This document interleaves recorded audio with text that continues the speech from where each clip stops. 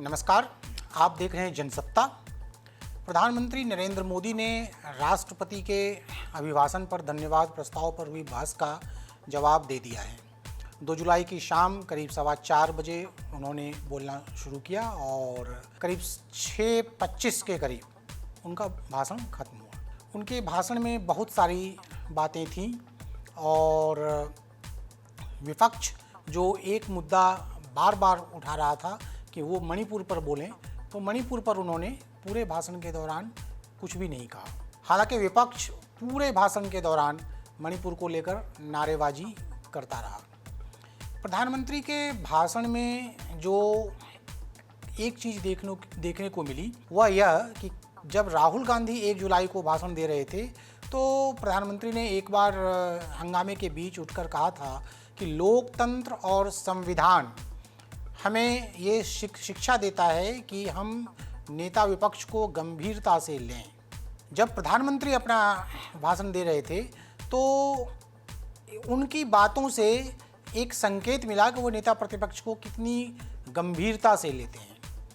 उन्होंने जो राहुल गांधी के बातों का जवाब दिया वह एक तरह से उसी अनुसार दिया कि राहुल गांधी अभी परिपक्व नहीं हुए हैं। उन्होंने बच्चों का उदाहरण देकर राहुल गांधी की बातों का जवाब दिया और साथ में यह भी कहा कि कल जो कुछ भी सदन में हो रहा था वह बालक बुद्धि के जैसा हो रहा, जैसे बच्चे करते हैं, जिस तरह से बचकानी हरकत होती है उस तरह की हरकतें हो रही थी।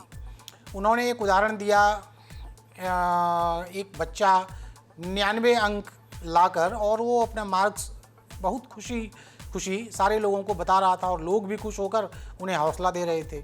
लेकिन जब टीचर आया तो टीचर ने बताया अगर ये 99 मार्क्स 100 में से नहीं आया है बल्कि 543 में से आया है। उसी तरह से उन्होंने एक उदाहरण दिया कि जब बच्चा साइकिल चला रहा होता है और वह गिर जाता है, उसे चोट लग जाती है, वह रोता है, तो बड़े उसके पास जाकर उसे इस तरह से ढांढस देते हैं, चलो ये देखो चींटी मर गई, तुम तो बहुत अच्छा साइकिल चलाते हो। तो ये मन बहलाने का खेल जो है सदन में चल रहा है। संख्या बल पर जो कल राहुल गांधी ने एक तरह से हमलावर होते हुए कहा था सरकार को कि अब विपक्ष की संख्या इतनी कम नहीं है कि उसकी आवाज़ दबाई जा सके, उसे प्रधानमंत्री ने बच्चों के मार्क्स वाला उदाहरण देकर बिल्कुल खारिज कर दिया और बताया कि कांग्रेस ने फेल होने का वर्ल्ड रिकॉर्ड बनाया है। लगातार 3 बार उसकी 100 से कम सीटें आई हैं और कई राज्यों में उसकी हालत ख़राब है। जहां पर वह अकेले चुनाव लड़ी थी और मजबूत थी, वहां पर उसका वोट परसेंट मतलब वो उसकी स्थिति कमज़ोर हुई है और जहां पर वो जूनियर पार्टनर थी वहां पर उसका परफॉर्मेंस अच्छा रहा है। मतलब कि वह अपने साथियों का वोट खाकर अपना सीट बढ़ा रही है। तो इस तरह से प्रधानमंत्री ने हमला किया और यह बताया कि जो 99 सीट लाकर कांग्रेस खुश हो रही है, यह असल में उसकी खुशी का कोई कारण नहीं होना चाहिए।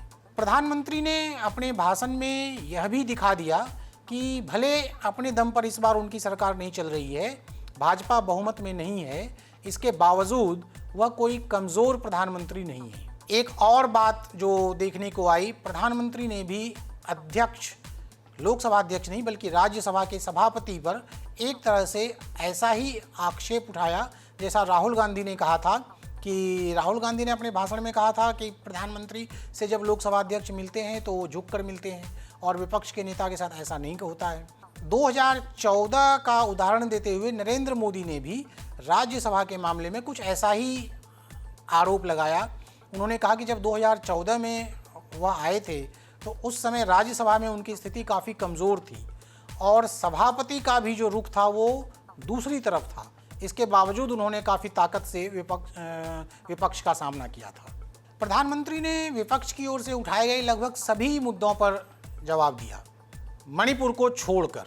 लगभग 50 मिनट तक प्रधानमंत्री के भाषण में कोई खास रौ नहीं दिखी। उन्होंने विकसित भारत की बात से शुरुआत की। 13वें मिनट पर उन्होंने तुष्टीकरण का मुद्दा उठाया और कहा कि लंबे समय तक देश ने तुष्टीकरण की राजनीति देखी है, हमने इसे पूरी तरह बदला है। शुरुआत में प्रधानमंत्री ने 3 गुना काम करने का भी भरोसा दिलाया, चुनावी जीत की उपलब्धियां गिनाई और कहा कि पहला मौका है कि लगातार तीसरी बार कांग्रेस 100 पार नहीं कर सकी।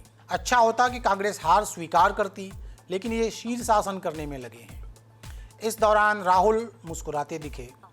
प्रधानमंत्री का भाषण शुरू होने के बाद 20वें मिनट में पल भर के लिए राहुल पर कैमरा फोकस हुआ था। प्रधानमंत्री ने 2014 के पहले की कथित बदहाली का जिक्र किया और 2014 के बाद कैसे बदहाली दूर की इसका बखान किया।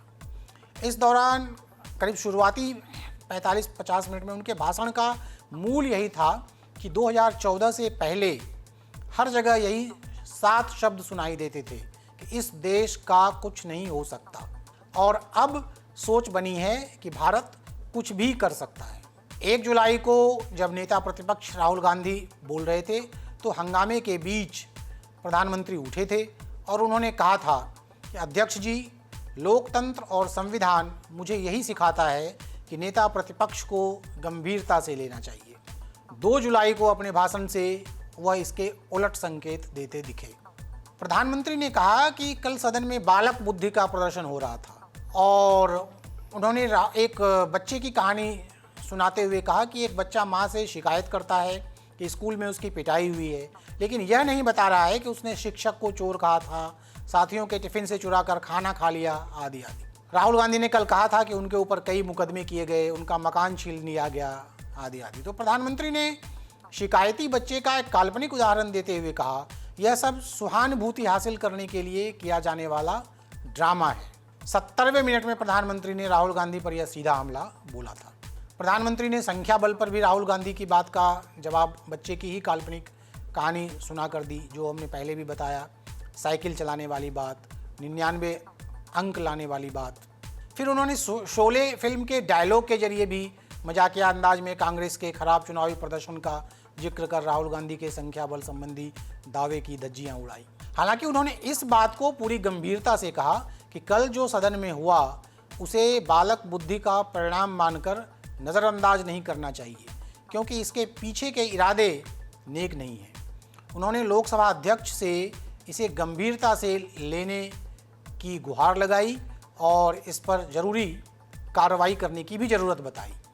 प्रधानमंत्री के पूरे भाषण के दौरान मणिपुर पर विपक्ष के नारे तो लगते ही रहे, लेकिन हंगामे के चलते कई बार प्रधानमंत्री को रुकना भी पड़ा। पहली बार तो भाषण के 5 मिनट बाद ही उन्हें रुकना पड़ा। तब ओम बिरला पूरे आक्रोश में दिखे और कहा कि आपको यह शोभा नहीं देता कि सदस्यों को वेल में आने के लिए उकसा रहे हैं। यह उन्होंने नेता प्रतिपक्ष राहुल गांधी के लिए कहा था। 40वें मिनट में एक बार फिर हंगामा बढ़ा और प्रधानमंत्री को एक बार फिर रुकना पड़ा। विपक्षी सदस्य वेल में आ गए। एक बार फिर स्पीकर ओम बिरला काफ़ी सख्त अंदाज में दिखे और सदस्यों से ऐसा नहीं करने को कहा। प्रधानमंत्री के भाषण के दौरान ज़्यादातर समय ओम बिरला के चेहरे पर हंसी देखने को मिली।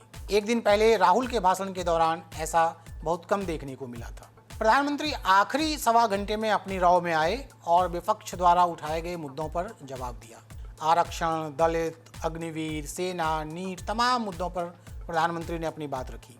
जब उनका भाषण खत्म होने वाला था तब भी विपक्ष ने आवाज़ उठाई कि मणिपुर पर भी बोल दीजिए, लेकिन प्रधानमंत्री ने अपना भाषण खत्म कर दिया। असल में प्रधानमंत्री ने मणिपुर का मुद्दा इसलिए नहीं उठाया क्योंकि राष्ट्रपति के अभिभाषण में इसका जिक्र नहीं था। साथ ही मणिपुर पर अगर कोई बयान प्रधानमंत्री का आता तो यह सत्ता पक्ष के खिलाफ विपक्ष को एक नया हथियार मिल जाता उन पर हमला बोलने के लिए। और इससे पहली सरकार में मणिपुर पर सदन में एक बार चर्चा काफ़ी हो चुकी है। यह अलग बात है कि उसमें सरकार की ओर से, प्रधानमंत्री की ओर से खास करके मणिपुर पर ज़्यादा कुछ नहीं कहा गया था, फिर भी वह चर्चा एक तरह से मणिपुर को ही समर्पित थी। तो इन कारणों से लगता है कि प्रधानमंत्री ने मणिपुर को अपने भाषण में नज़रअंदाज किया।